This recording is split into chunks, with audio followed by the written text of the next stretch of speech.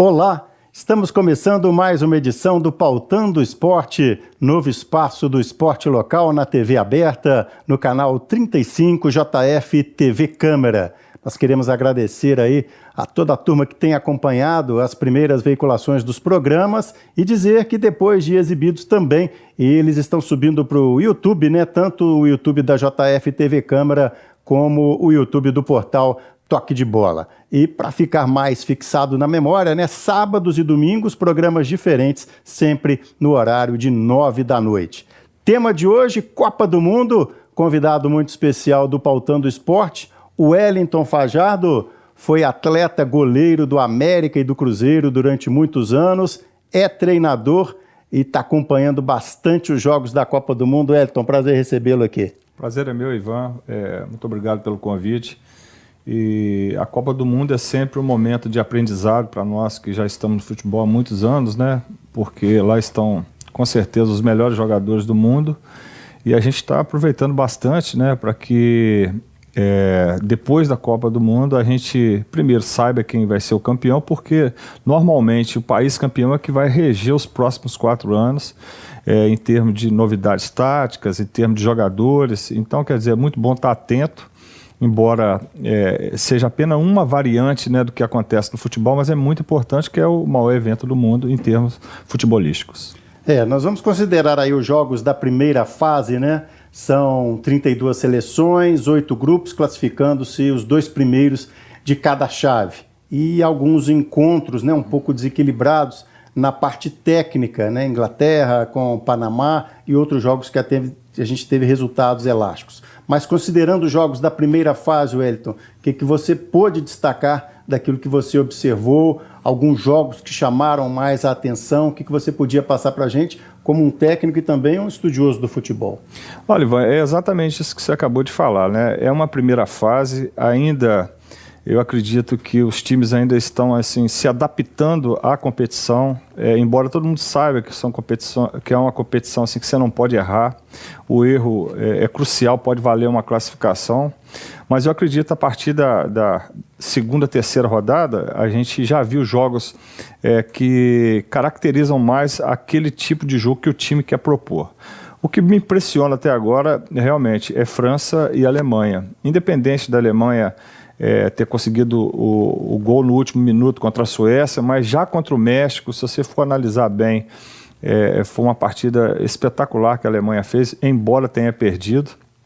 E a França também, me parece assim, além da questão tática, é um time com valores individuais muito bons também. Então, assim, vamos falar um pouquinho então, Wellington, desse jogo que, além de ser um jogo que chamou atenção pelo resultado, e também foi no dia do jogo do Brasil, né, que você analisasse para a gente, vendo, né, com os bastidores, né, daquilo que você enxerga o futebol, que a gente acompanhou também entrevistas do pessoal da Comissão Técnica do México, o Osório, né, que foi treinador no futebol brasileiro, dizendo que ele se preparou muito para esse jogo contra a Alemanha e já tinha deixado aí claro que o foco dele seria também agredir a Alemanha. Como é que você acha que ele conseguiu ter, pelo menos no resultado do jogo, esse objetivo? Foi muito corajosa a postura dele. Realmente a gente começa a ver a postura corajosa do México nas bolas paradas. É só você analisar, por exemplo, que toda bola parada defensiva, 99% dos times das seleções estão trazendo 10 jogadores de linha mais o goleiro para defender. O México, ele traz apenas 7 e puxa com 3. Quer dizer, numa situação que ele corre risco, que aquela bola primeiro vai correr risco ao gol dele, mas mesmo assim ele já está puxando com 3 jogadores. Isso obrigou a Alemanha a defender com 3 ou 4. E na maioria das vezes ficar exposta. Então quer dizer que você vê que foi uma coisa estudada, correu riscos, mas é necessário, contra um time grande, que ataca muito, como a Alemanha atacou, se você defende os 90 minutos, você acaba perdendo. Então foi um jogo espetacular. O México realmente trouxe algo novo, é um time que bons jogadores individuais, um time muito rápido, mas ainda continuo achando, assim, em termos de um time mais estruturado para vencer a Copa. Tudo pode acontecer. Se fosse turno e retorno, eu ia cravar aqui agora: Alemanha campeã ou França campeã. Como são jogos decisivos, tudo pode acontecer, mas a Alemanha é o time que mais me impressionou até agora.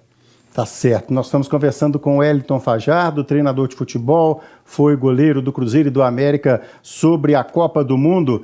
E a gente tem escutado muito também, né, em relação a essa primeira fase, a questão da dependência que volta e meia volta a ser comentada, né?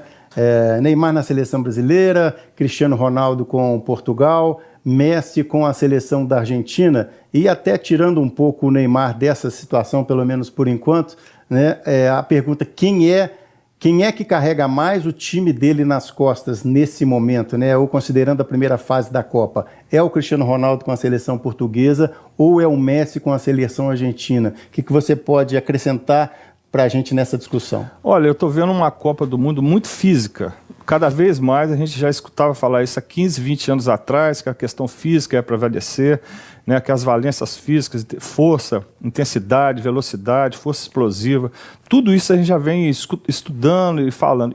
E agora está muito evidenciado isso, né, que a questão física está prevalecendo em relação à questão técnica, a inventividade mesmo, a criatividade dos atletas. Então, nesse aspecto, sendo bem coerente, o jogador que está realmente carregando é aquele jogador que tem uma condição física acima tanto de Messi quanto de Neymar, que é o Cristiano Ronaldo, entendeu? Eu vejo que ele realmente está, quando a gente fala no futebol, está arrastando a seleção Portugal junto com ele. É um jogador muito bem preparado fisicamente.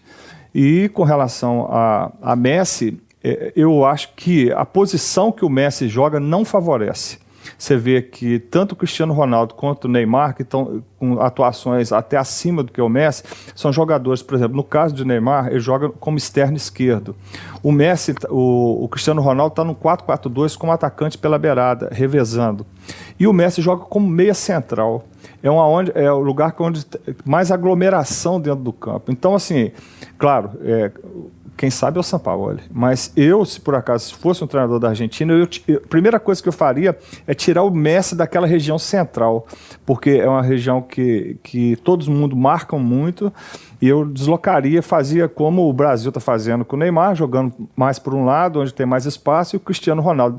O Messi está, assim, na verdade, o que eu noto no Messi, muito sobrecarregado em termos de armação e de conclusão de jogada. Eu achava que tinha que dividir um pouco mais essas atenções. Eu colocaria no caso assim do Messi, para poder render mais, um Dybala como meia central, e jogava o Messi um pouco mais para a esquerda, porque ele vai ter mais espaço para jogar. Eu acho que aí é o grande problema da seleção argentina. Mas respondendo a sua pergunta, na minha opinião, em relação ao que a gente está vendo da questão física, o Cristiano Ronaldo é o que está fazendo o diferencial até o momento.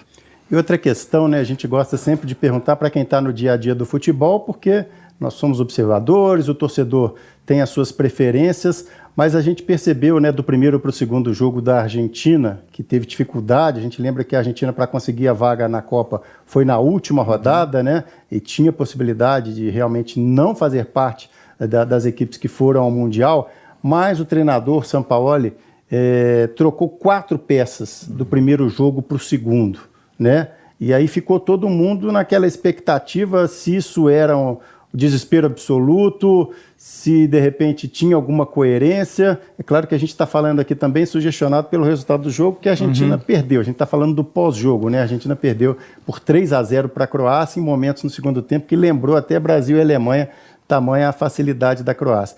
Mas para chegar nesse ponto, né, começa a Copa, a Argentina tem um empate, né? E troca 4 jogadores. Como é que, para tomar uma medida radical radical como essa, é desespero? Olha só, o que está mostrando na Argentina é a instabilidade que já vem desde as eliminatórias, né? Então a gente nota que o certo, o correto dentro do futebol é você não mexer na consistência da equipe. Se você já tem igual o Tite, por exemplo, o Tite, ele do primeiro jogo para o segundo, ele só fez, apesar do resultado, ele manteve praticamente todos, ia manter todo o time, só o Danilo que não jogou por questões clínicas, né? Mas é importante, eu acredito muito nisso, nessa equipe sendo mantida. Se você tem a convicção do trabalho, você tem que manter aquela linha de trabalho. Eu acho assim, eu não conheço o dia a dia da Argentina, mas essas mexidas de 4, 5 jogadores exatamente mostram certo assim, que o direcionamento do trabalho ainda não tem aquela convicção, né? Isso mostra, né, que não está ainda certo daquela convicção do que ele quer chegar ali na frente. além do México, né, da Alemanha, que você já disse, independente dos resultados, é a seleção que mais tem agradado nas suas observações. O que você poderia destacar nessa primeira fase, né, de muitos jogos? Então, a Alemanha me surpreendeu, para te falar a verdade, porque a gente vê com os olhos mesmo táticos, técnicos, né? Só para citar um exemplo, né? No jogo Alemanha e Suécia, a Alemanha sabia que a Suécia ia defender, então ela entrou num sistema que há muito tempo eu não vejo. Assim, na verdade, a Alemanha entrou com... Na verdade, quando você faz um 3 zagueiros, você faz 3-4-3, às vezes você faz um 3-5-2. Na verdade, a Alemanha entrou no primeiro tempo fazendo 3 zagueiros, 2 volantes e uma linha posicional de ataque quase dentro do gol da Suécia. E aquilo lá me chamou muita atenção, porque muitas vezes a bola estava no pé dos volantes armando e 5 jogadores posicionados ali pronto para fazer algum tipo de jogada já quase dentro do gol da Suécia. Foi uma inovação. Já no primeiro tempo. No segundo tempo, como ela precisava do resultado, eu fiquei mais impressionado ainda, porque ela botou um atacante de área, que era o Mário, né? E colocou 2 zagueiros apenas. Então ela ficou com 2, 2 e 6 na linha posicional de ataque. Então, assim, são inovações que a Alemanha está trazendo, principalmente porque precisava do resultado, se expôs, porque era necessário se expor, mas assim, que traz para nós um outro conceito de que muitas vezes não adianta você querer decidir um jogo, às vezes só numa bola parada, não. Você tem que estar o tempo todo massacrando no jeito que ela fez com você. Se você pegar os números depois do jogo, você vai ver 70 e tantos % de posse de bola, mas isso só, Ivan, ele não é o suficiente. Eu acho que o principal que a Alemanha está fazendo é criar situações de gols efetivas, onde o goleiro adversário está trabalhando. Então, assim, me impressiona muito a Alemanha até agora. Eu, como disse, assim, mais essa novidade que eu nunca tinha visto. Eu já vi, por exemplo, eu já fiz muitas vezes no meu time, assim, 3 jogadores defendendo, soltando o resto para atacar, porque precisava, mas 2 defendendo, 2 armando e o restante atacando, é a primeira vez que eu vi, e foi premiado com o gol no final, né, que é aquele gol de falta do Kroos. E por isso que eu falo assim, eles estão realmente um passo à frente e eu acredito que eles vão trazer ainda mais novidade para nós. E ao contrário da Argentina, né? Quer dizer, a Alemanha também, pela consistência do trabalho, pode chegar, né? Quer dizer, a gente falando em cima de resultado é diferente, embora com a gravação a gente tenha aí, né, o perigo de o programa estar indo ao ar e ter alguma coisa diferente, mas é até interessante também nesse ponto. Mas a gente comentava da Argentina, então, de repente, essa sequência de trabalho de um treinador há mais tempo, né? Ele fala assim, não, eu vou mexer nessas peças. Claro que eu vou arriscar, né? Mas como sofreu o gol da Suécia num erro de saída de bola, tomou o contra-ataque, teve ainda a questão da arbitragem, que foi muito comentada pela Suécia. Mas é claro que você tendo o conhecimento do grupo, é mais fácil arriscar, né? Sem dúvida nenhuma. Isso aí é porque você já conhece, já é um trabalho de quantos anos? Acho que na África do Sul já era o treinador atual, né? No Brasil, você vê, já são um ciclo de 3 Copas do Mundo. Então, assim, ali não tem nenhuma novidade para ele, né?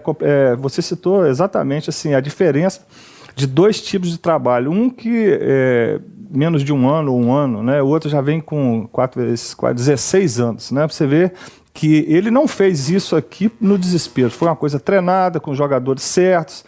Então, assim, isso é muito importante, essa continuidade, quando você tem a certeza que aquele perfil de treinador, aquele sistema tático é o sistema tático ideal, você pode fazer variações dentro dos sistemas e que para nós, né, como vi, eu fiquei assustado com esse 2-2-6, né, que ele fez lá, mas para ele deve ser uma coisa muito normal, porque ele treina isso o tempo todo. E a Bélgica? A Bélgica foi uma seleção, né, badalada antes da Copa, todo mundo, né, muita gente comenta, mas tem a tradição, mas também teve atuações com parênteses de adversários inferiores, mas como que você colocaria a Bélgica considerando ainda a primeira fase? Eu quero ver mais ainda um pouco, exatamente pelo que você falou, em termos de jogos de adversários, né? Claro, é uma seleção que promete, a Croácia também é uma seleção que nos impressionou muito. E eu torço, assim, já vendo por esse lado, que o Brasil consiga pegar adversários, que eu vejo o Brasil na mesma situação, também de Croácia, de Bélgica, embora o Brasil tenha camisa, mas o estágio do time assim, é muito parecido ainda. O Brasil ainda não está passando aquela confiança para a gente. Eu temo até que o Brasil hoje que ele se confronte com uma seleção mais estruturada já, igual uma Alemanha numa oitava, numa quarta, seria muito ruim para nós, né? Porque eu acho que o Brasil, nós teremos chance com o andar da competição, o Brasil se encorpando mais como equipe, né? Você vê que não tem muitos jogadores, o treinador também não participou de nenhuma Copa do Mundo, parece, o Tite é um excelente treinador, o melhor que nós temos aqui hoje, mas é novidade para ele também. Então, assim, eu coloco a Croácia, a Bélgica e o Brasil numa situação diferente, porque tem a camisa, mas ainda não tem a consistência de jogo, que eu acho que França e Alemanha nesse momento estão um pouco à frente. Tá certo. E os goleiros da Copa do Mundo? E a seleção brasileira está jogando capenga só pelo lado esquerdo? São assuntos daqui a pouquinho no próximo bloco desse Pautando Esporte com o tema Copa do Mundo. Até já.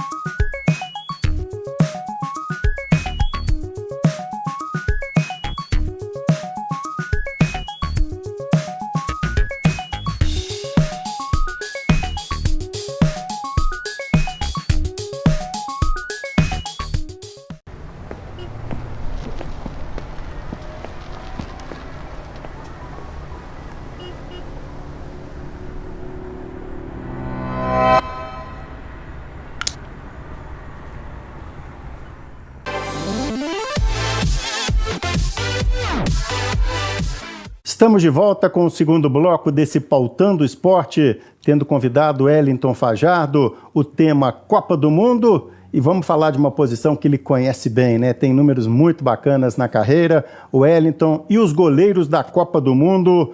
Vamos começar pela pichotada do goleiro da Argentina. Vou começar pelo feio para depois você falar quem que tá bonito na fita. Então, olha, Ivan, primeira coisa assim, posso começar pelo gol do Brasil, né, que o Brasil tomou no primeiro jogo. Isso, que muita gente falou que o Alisson tinha que sair do gol. Exatamente. Ali, assim... Contra a Suíça. Contra a Suíça, exatamente. É o tipo de marcação que é feita, eu até vou falar com relação, assim, é o tipo de... Eu tenho, lógico, como treinador, tenho sucessos e às vezes a gente tem que modificar algumas coisas com relação ao sistema. Então, assim, o meu tipo de marcação de bola parada defensiva, graças a Deus, desde que quando eu comecei, porque como eu fui um goleiro, né, sou um ex-goleiro como treinador, então a gente tem uma afinidade com relação àquele tipo de coisa, porque você tem que prevenir situações como goleiro para a bola não deixar chegar. E o Brasil hoje, ele está imitando muita coisa que está lá fora com relação à marcação de escanteio, que você vê que o Brasil faz uma marcação setor. E para acontecer essa marcação setor, os jogadores têm que estar mais próximos um do outro. E tem com agravante, quando você marca setor, você não designa, tipo assim, o Wellington pega Ivan Elias. Aquela situação, por exemplo, do centroavante sempre voltar para pegar o zagueiro. Exatamente. Grandão. Então você vê que antes do cara que fez o gol no Brasil, ele rodou a área inteira sem ninguém estar colado com ele. Eu já faço, por exemplo, dos meus times, uma marcação mista, que é uma marcação setor, primeiro pau, e a marcação individual, segundo pau para frente. Por quê? Porque a bola pior para o goleiro são as bolas de primeiro pau, que não tem como sair. Se você não sair certo, ela pode resultar em gol. Então, eu não dou muita responsabilidade para o goleiro nas bolas de primeiro pau, mas nas bolas que viajam, ele tem que sair.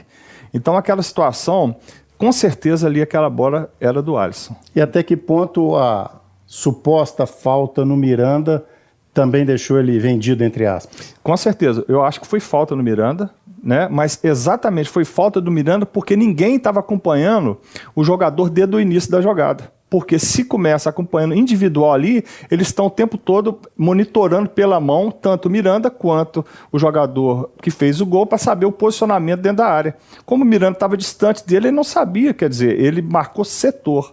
Então, e ali não tem como você responsabilizar quem fez o gol. Porque aquele jogador não tem alguém, igual você falou, o centroavante pega o zagueiro. Quem que pegava aquele cara?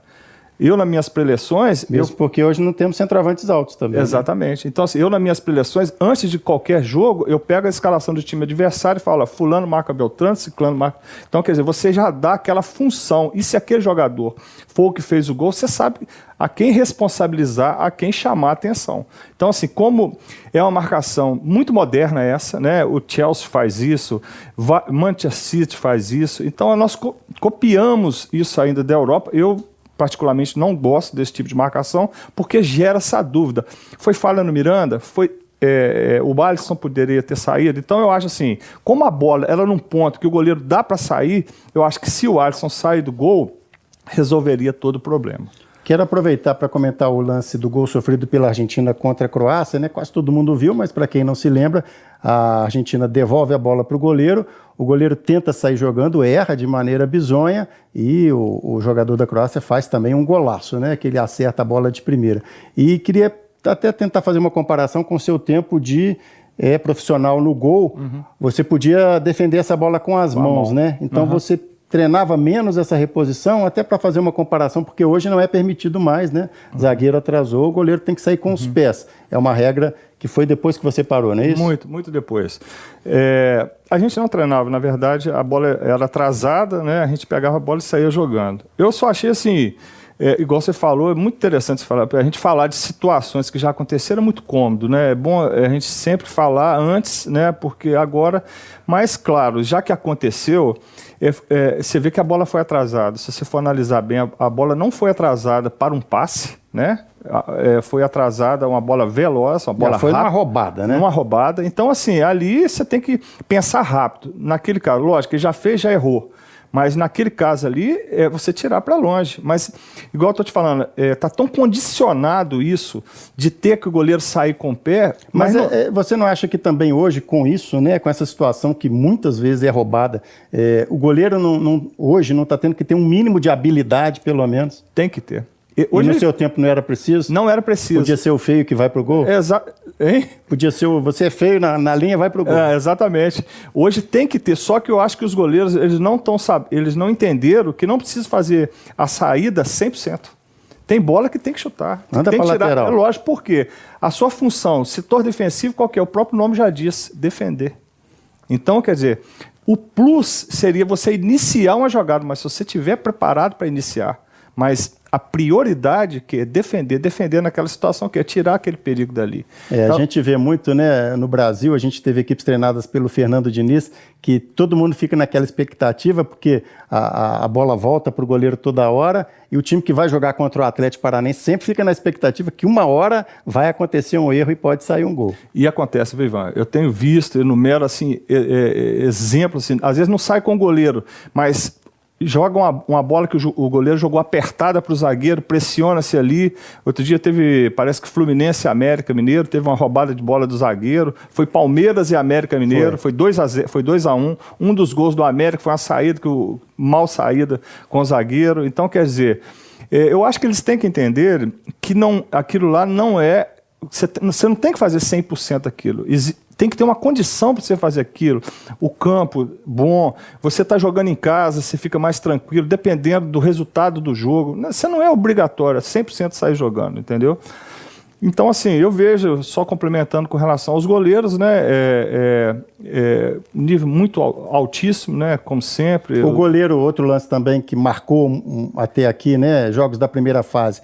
O gol da Alemanha aos 49 do segundo tempo contra a Suécia. Você acha que o goleiro da Suécia falhou naquele lance, que foi uma falta cobrada de forma indireta, né? Cobrou, ajeitou e aí a batida já foi de dentro da área, fez uma curva bonita. Houve falha do goleiro ali? Olha só, ótima pergunta essa. Ali, assim, o que acontece ali? Barreira e o cross, certo? O que aconteceu ali? Na hora que rolou para o cross, o homem de dentro da barreira saiu para tentar bloquear o chute. Naquele momento que ele sai, ele atrapalha o posicionamento do goleiro, ele tem que dar um passo para dentro para ver a saída da bola. Quando ele dá o passo para dentro, o cross bate exatamente no ponto que ele estava, onde ele teria uma chance dentro da sua área de ação de fazer. Então, onde ele estava antes da barreira abrir. Antes da barreira abrir. Então, assim, eu até, isso aí, eu falo que são coisas que eu faço como ex-goleiro, né? Os meus times, assim, quando eu faço uma barreira, tanto frontal quanto lateral, eu designo alguém para sair naquela bola. Por quê? Se você falar o nome barreira é imóvel. Porque o goleiro está se baseando na barreira, no ponto que ele está, para poder enxergar a saída da bola. A partir do momento que a barreira sai dali, ele já tem que mudar o seu posicionamento para poder achar a saída da bola. E foi isso que aconteceu.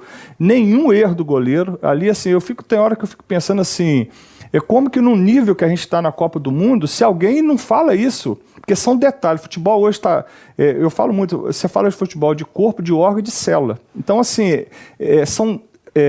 são sintonias finas, né, que às vezes vai dar no resultado da partida. Você vê, será que alguém, o treinador lá da Suécia, o treinador de goleiro, fala assim, ó, quando tiver a barreira, não saia, porque você vai mudar o posicionamento do goleiro, porque ele está se baseando naquela área que está aberta para poder fazer a defesa. São erros que você não imagina que vão ocorrer numa Copa do Mundo. Honestamente, tanto assim que eu já faço, eu tenho vários acertos e erros como treinador, mas essas situações que se refere diretamente a setor defensivo, que posição que eu muitas vezes tomei o gol porque quando o goleiro, o cara saiu e me tampou à frente, eu não deixo que aconteça isso no meu time. Então, quer dizer, eu designo uma pessoa para sair naquela bola exatamente para a barreira ficar no ponto onde o goleiro já está posicionado para ele ver a saída da bola. Então, assim, o goleiro da Suécia não teve culpa nenhuma. Eu vi o lance umas 8 vezes, né? Você vê que é exatamente na hora que o cara sai para a batida, ele dá um passo para dentro e a bola entra pelo lado esquerdo dele, aonde ele estava ali pronto para fazer a defesa. É verdade. Vamos focar na seleção brasileira. A seleção brasileira, todo mundo sabe, teve a contusão do Daniel Alves, que não foi convocado para a Copa, depois ficou entre o Danilo, aqui da nossa região de Bicas, e o Fagner. O Danilo foi escolhido para titular. Na véspera do segundo jogo foi anunciada uma contusão, entrou o Fagner. No primeiro jogo um pouco mais do Brasil, no segundo talvez um pouco menos, não sei se o Wellington vai concordar, mas o Brasil jogando muito pela esquerda e pouco pela direita. Pode ser atribuído a essa eventualidade da lateral direita, ou você acha que já podia ter sido encontrada uma alternativa melhor?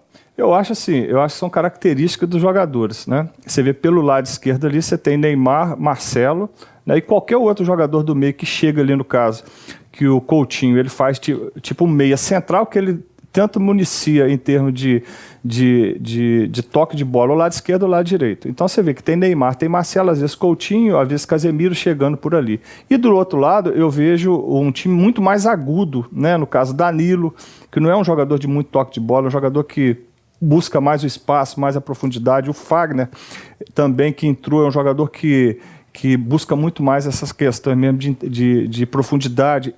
Diferente do Danilo, quer dizer, o Danilo busca muita profundidade pela lateral do campo. O caso do Fagner, muito por dentro, ele faz muita diagonal. Então eu vejo muito, e o Willian também, que é um jogador também mais agudo do que o Neymar muitas vezes, tem menos repertório, vamos dizer assim, em termos de toque de bola, de jogadas. Então eu vejo muito a questão mesmo do equilíbrio, da posse de bola, da troca de passe pelas características dos homens do lado esquerdo e em termos de profundidade pelas características dos homens do lado direito. Eu acho isso até bom, embora assim fica muito fácil de marcar, você sabe que todo mundo estuda todo mundo, né? Mas nesse caso é bom que você tenha as duas opções, um lado mais rápido, mais profundo e o outro lado com mais criatividade, com mais toque de bola. O inevitável, a pergunta está sempre em julgamento, o Neymar, né? Foi colocado muito na Copa de 2014, a dependência, o Brasil quando sofreu 7-1, o Neymar não estava em campo, e para 2018, pelo que aconteceu nas eliminatórias, pela subida de rendimento da equipe, acreditava-se que o time tinha uma estrutura para não depender do Neymar. Qual a avaliação que você faz considerando aí os 2 primeiros jogos da seleção brasileira? Olha, é uma avaliação assim, muito de fora, né? Mas pela experiência que a gente tem como treinador e como jogador. O que acontece numa equipe de futebol? Até o momento da preleção, o comando está com quem? Até o momento da preleção, o comando está com o treinador. Você passa tudo que tem que se passar. Depois você passa para o preparador físico, que é o aquecimento, a motivação. E depois, na hora que entra para o jogo, existe ali um comando. E o comando é o dos jogadores. Quem decide são os jogadores. assim, de longe, eu vejo assim, que falta nessa seleção, até o momento, não vi essa intimidade que tem que ter da dura, da cobrança, de uma liderança. Eu vou citar exemplo porque eu acompanho desde a época de 58, não era nascido, mas eu procuro saber, eu gosto, estudo. Você vê a liderança do Newton Santos em 58, do Newton Santos também em 62, de um Gerson, de um Carlos Alberto Torres. Você acha que esse rodízio, né, que está sendo feito, capitão cada hora um, isso prejudica? Eu acho que deve ser muito bom no aspecto do grupo, mas eu acho que a liderança, independente de ser capitão ou não, tem que ter um perfil dessa intimidade, porque dentro do vestiário, dentro do corredor, acontece coisa que a imprensa não sabe, é cobrança muito forte, entendeu? Eu acho que a cobrança está muito amena. Por exemplo, no caso do Neymar que nós estamos falando, esses dribles que ele está dando ali perto do meio de campo são dribles que vão ajudar em alguma coisa. Não, ele está se expondo a tomar uma pancada, a machucar novamente. No caso do segundo jogo, fica irritado e toma um cartão de graça. Aí eu te pergunto, com Pelé em 70, né, Dunga com Bebeto e com Romário, Dunga era o grande líder em 94, o Lúcio era um dos grandes líderes em 2000. Eu duvido se esses caras estão dentro da seleção agora, se já não tinha chegado, porque precisa dessa intimidade, entendeu? De chegar o dedo no outro mesmo, nos bastidores, dessa cobrança. Mas parece-me que não tem essa, eu não vejo, pelo menos assim, se tiver, não está demonstrando dentro do campo essa proximidade, essa liberdade, dessa cobrança mais forte nesses momentos que eu acho que está errado, porque tem que guardar, eu falo muito isso para os atacantes, guarda aquele drible fino, decisivo para perto da área. Então está gastando os dribles todos, onde você sai para o direito, sai para o esquerdo, o zagueiro ele sabe, já começa a perceber ali. Então quer dizer, você não tem aquela inventividade lá no final, lá no último passo. Eu acho que o Neymar está faltando, primeiro, essa cobrança mais forte em cima dele, porque ali você tem que entender que uma seleção não é o Neymar. O Neymar é um cara fora de série, os três primeiros, mas a gente não quer saber o que está acontecendo com o Neymar no bastidor, a gente quer saber que o Neymar joga e produza. E para produzir está faltando um pouco mais dessa cobrança. E foi perguntado para o Tite, né, depois do primeiro jogo, se ele teria uma conversa com o Neymar justamente sobre isso, né? Se pediria para ele soltar mais a bola, ou de repente, como você disse, tentar para arriscar a jogada mais próximo da área. O Tite, pelo menos publicamente, falou que não tinha nada para falar com o Neymar. Você acha que se realmente aconteceu isso, foi talvez um erro do Tite? Sim, não vou falar com ele. Com certeza o Tite falou com ele. Com certeza. O Tite, a gente sabe a capacidade dele. Eu acho que, como eu falei, o início com o comando do treinador, que passa, que conversa, depois o preparador físico antes de começar o jogo. Aí depois, quando começa o jogo, a cobrança tem que ser entre os jogadores. Isso aí que faz o grande diferencial. Essa cobrança, essa liberdade, né, de poder tá chegando o dedo na cara mesmo, porque isso faz parte do futebol, entendeu? Essa cobrança mais forte. E parece-me até agora, eu não vi, até o presente momento, esse perfil de atleta na seleção, como eu citei aqui no caso de Newton Santos, no caso de Gerson, no caso de Carlos Alberto Torres, no caso de Dunga, no caso de Lúcio, que é importante ter esse tipo de jogador dentro da equipe. Tá certo. Obrigado, Elton, pela participação conosco. Obrigado. Eu fiquei muito feliz com o convite. Falar de futebol é sempre muito bom e fico à disposição para outros programas também, caso queira. Tá certo. É nosso Elton Fajardo. Foi goleiro, treinador hoje, treinador, estudioso do futebol. Estamos chegando ao final de mais um Pautando o Esporte, com o apoio do Plasc e do Centro de Futebol Zico Juiz de Fora, sede da nossa gravação, e Bitpoca Off-Road, e Perrou Embalagens, FAEFID, a Faculdade de Educação Física da Universidade Federal de Juiz de Fora e da Prefeitura de Juiz de Fora. Até uma próxima!